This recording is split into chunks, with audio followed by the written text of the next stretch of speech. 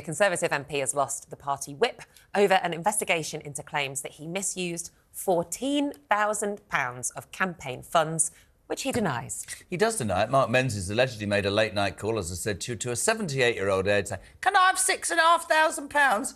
I need to secure my release. I've been locked up by what apparently is being described as bad people."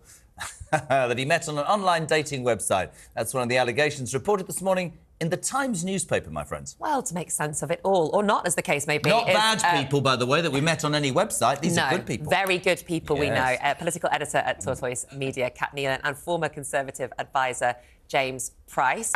Good morning, both. Yet another scandal faced by the Tories. Kat, we'll start with you. Yeah, and I think big questions to answer here, not just for Mr Menzies himself, but also for handling of it from the party. The fact that they apparently knew about this 3 months ago and sat on it and have only taken away the whip as a result of this Times article. I think there are big questions there about the handling of the matter by the party. What I found fascinating, James, before we get into a debate about just, I think, what the public now think of MPs, is that this gentleman, this wasn't the first scandal. In 2014, in front of the Sunday Mirror from that year, he was caught up in a drugs and rent boy scandal. I mean, you would, and I don't want it to be about specific political parties. It's a shambles, man, isn't it? What are people who are struggling supposed to think about our politicians now?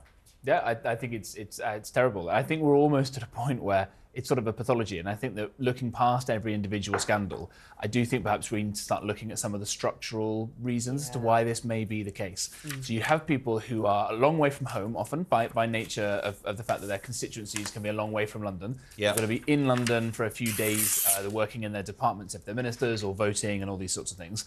They're inside Parliament until quite late when they're voting. There's not a lot to do. They've got to be on site because the whip says they've got to be there to vote when divisions are called and things like that. And there's lots of booze and stuff around, and these are clearly not good circumstances, not good situations for too many people. Okay, it's amazing how we end up having, and I don't disagree with anything. Like an excuse, though. Exactly, I don't disagree with anything you're saying. It is a reason. If you do an all-night working at... It's incredible how we have... If in a factory in Blackpool you do 12 hours, I'm sorry, to say that I'm not having a go at you, but that's pathetic and weak. Maybe we expect too much from our politicians. Incredible that we have seemingly so much empathy and sympathy, and we can come up with these reasons and excuses for MPs, but perhaps the same wouldn't be said for members of the public, as Jeremy quite rightly is saying. I find maybe we don't pay our MPs. Maybe that's the debate. But I honestly think we have a right to say... Do you think if we paid them more that this would stop happening? I don't think so. I think there's a really vicious cycle that happens here, in that you get a lot of media scrutiny, which is important. Sometimes the scrutiny isn't necessarily the best. It's, oh, what is this person wearing? When there was that Legxit thing about Theresa May and Nicola Sturgeon, that kind of stuff. Obviously, most media scrutiny is really important and healthy for our democracy,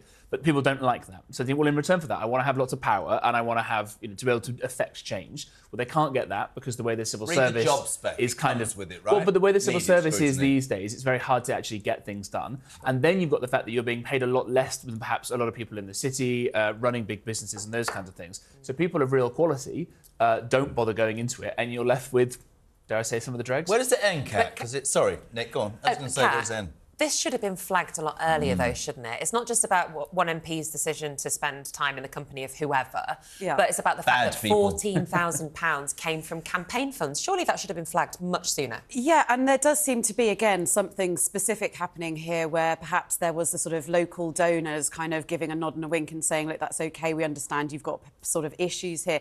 But once it's kind of been flagged up to the sort of central office, I think that's when there should have been some more involvement. And actually, to the point about why does this keep happening to our MPs? I do take James's point. I think it is an incredibly isolated experience that many of us will never really fully understand what it's like to be an MP, let alone a minister.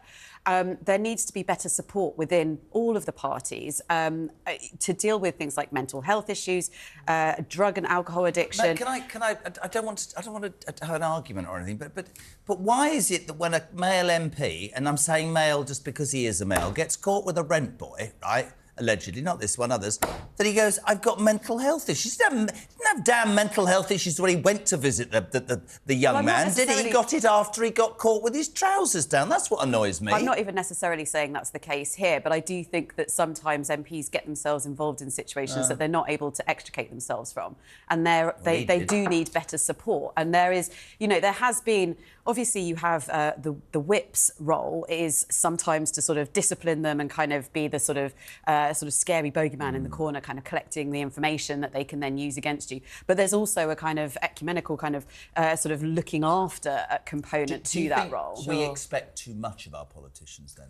I think we don't really support them and train them. You know, MPs come in, again, with the sort of honey trap William Ragg scandal from the other week, you know, that there is a kind of lack of explanation, lack of training there about how to respond to phishing and you know, kind of blackmail, which again seems to be the case here.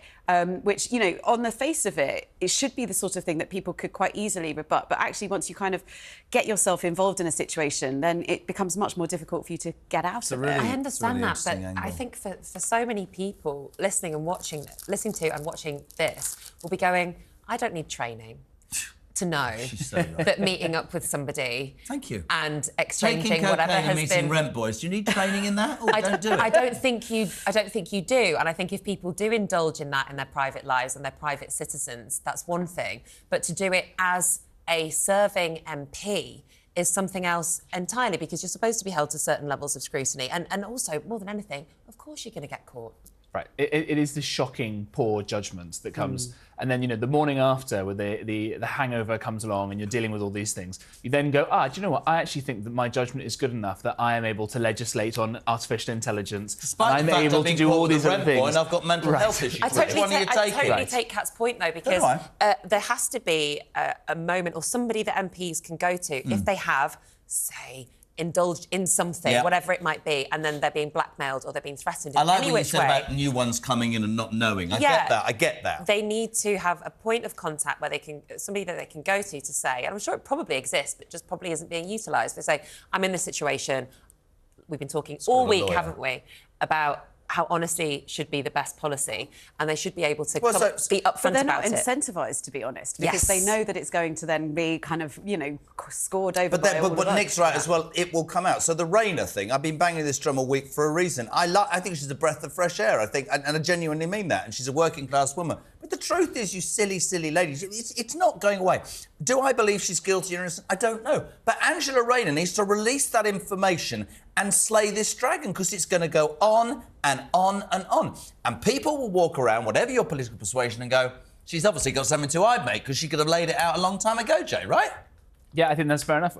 When I was in the Conservative Party central office, my old boss, Nadeem Zahawi, was the chairman, and we were trying to work on some of these issues. And part of the problem that you've got is, we talked about the whips, this very arcane system that you've got members of parliament who are kind of quasi-ministers, for both sides, actually, and they go around and they're doing this sort of disciplining. And so it's, you know, you're going to vote in the way that the Prime Minister wants you to vote, and if you don't, we're going to get you in trouble. It's a very old-school way of doing it, right? Well, and this is the thing. It used to be, back in the day, they would collect little bits of blackmail and dirt on you, say, right, if you don't vote the way that we want you to vote, this stuff's going to come out. And that obviously doesn't really fit with the modern world anymore. And then you've got the very, very modern... Does it still happen? It still happens. And you've got the very modern HR kind of system, right, that also sits alongside with the modern parties. So they have disciplinary processes for when a local councillor tweets something silly. And this is where the two different things, how do they come along? Where are the lawyers involved in these I want to be an MP. Where is the morality? And that's the really difficult interplay, and that's why stuff keeps falling through the cracks. Well, speaking of kind of tit for tat, there was a few moments, I think it's fair to say, in Prime Minister's questions yesterday. It was a bitch fest, wasn't it, to be honest? Well, quite honestly, it was, Jeremy. Do you know what? You took the words right out of my mouth. Sorry. Let's have a look at the clip. It was. Mr. Speaker, all I'd say is he ought to spend a bit less time reading that book and a bit more time reading the Deputy Leader's tax advice. We've got a billionaire Prime Minister and a billionaire Prime Minister, both of whose families have used schemes to avoid millions of pounds of tax, smearing a working-class woman. Can I jump in and say, and I said this to Hugo Rifkin, who said, you know, the Angela Rayner thing's only about 1,500 quid. I don't think it's about, I'm sorry, I don't care about the billionaire or the working class woman. What I care about is I am absolutely within my right as a voter to expect the people that represent me in Parliament should have a degree of respectability, honesty and truth wherever they come from, whatever their worth. Surely that should be a cornerstone of public service, shouldn't it? Well, and Labour has actually made this one of their principles, right? Improving standards in public life has been one of their big kind of campaigning things. And that is partly why she has now had to raise the stakes and say she will resign if she's found to have committed an offence. What do you think about the truth? Is there not an argument, though, to say that? Let me, please put it out. This was before she was an MP. She was a working class woman, as you said. And the difference between the tax advice that a working class woman on a certain amount of money would get and the tax advice that a billionaire would get, that is where the vast difference is. I'm not saying anything is right or wrong. You break a rule, you suffer the consequences. Yep. But there are accountants and very crafty people that billionaires can afford to employ that get them around certain tax rules that perhaps people on a regular salary just wouldn't be aware of. I certainly think with my kind of economist hat on that we should definitely simplify the tax code and, you know, the Laffer curve will bring us in more money. We don't need to go into all of that. But I think that this idea that, oh, she's a working class woman, so she couldn't possibly know how to abide by the rules. I just think that's so insulting to so many millions of people, right? Like, you know, I might sound a bit plummy. My folks didn't go to university. Dad was a builder. They worked as hard as they possibly could. They've never done these things. They read the fine print as hard as they can, like millions of people. I think it's such a terribly offensive way to say it. Well, she couldn't know any better. Why doesn't she then, guys, if she's innocent? That's a really fair point. She disrespects all those working class people who would read the small print. But if she's innocent, right, and I say she's a breath of fresh air, why doesn't she just come out with the information? Because as every hour passes, people are going to doubt her, aren't they? Yeah, and the same can be asked of Keir Starmer. As Rishi Sunak was saying yesterday, why hasn't he read the legal advice, the tax advice that she's been given? It's plausible deniability. It's so that, you know, if push comes to shove and she does have to fall on her sword, he can still say, well, I didn't know, I trusted her, and I'm sad to see her go. Him. Yeah. I think that's probably right. I mean, don't forget that the way that the Labour leader is elected by members and a mix with trade unions getting votes as well, or some peculiar sort of socialist system, but so is the deputy leader as well. And so they're clearly not exactly bosom buddies with each other. But very interesting. And that will actually open up another can of worms for him as well, because if she does have to go, that will be put to the members. And therefore, even if it ends up being someone who is broadly of the same worldview as Keir Starmer, there will probably be a bit of dirty linen being aired. I wonder if Jeremy Corbyn will be able to stand. It's been thrown out. That'd be the next thing, wouldn't it? Well, thank you so much to Cat Neilan from Tortoise and former Conservative advisor James Price.